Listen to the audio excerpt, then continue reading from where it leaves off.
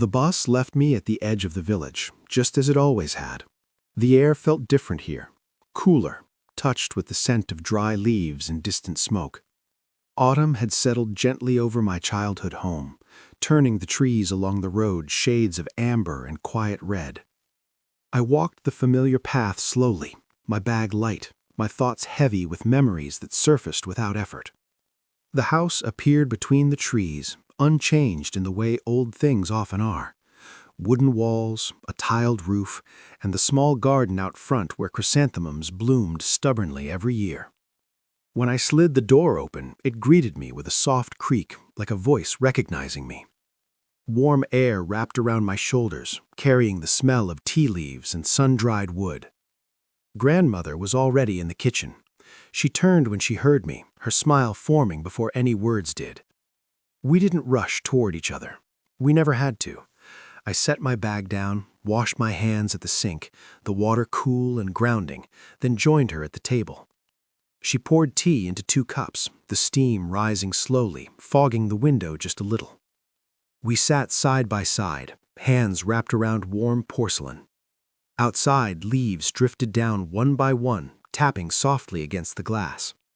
The tea tasted faintly bitter, faintly sweet, exactly the same as it always had. Grandmother broke a piece of chestnut cake in half and slid one portion toward me. Crumbs scattered across the table, and she brushed them away with the back of her hand. After tea, we moved through the house together. I wiped shelves while she folded laundry, the sound of fabric brushing fabric filling the space between us. Sunlight streamed in low through the windows, dust floating lazily in its path. Every object felt familiar. The old clock ticking steadily, the chipped bowl by the door, the calendar still turned to last month. Later, we stepped outside to the garden.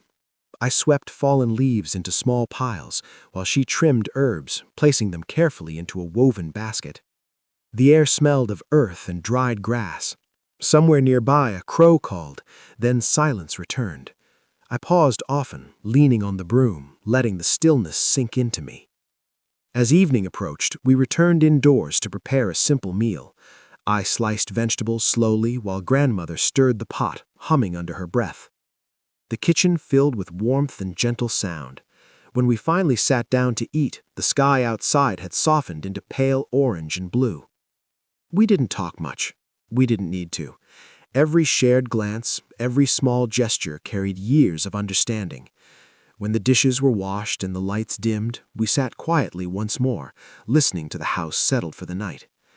In that silence, surrounded by autumn light and familiar warmth, I felt something loosen inside me. The past wasn't heavy here. It rested gently, like a blanket pulled up just enough to keep the cold away.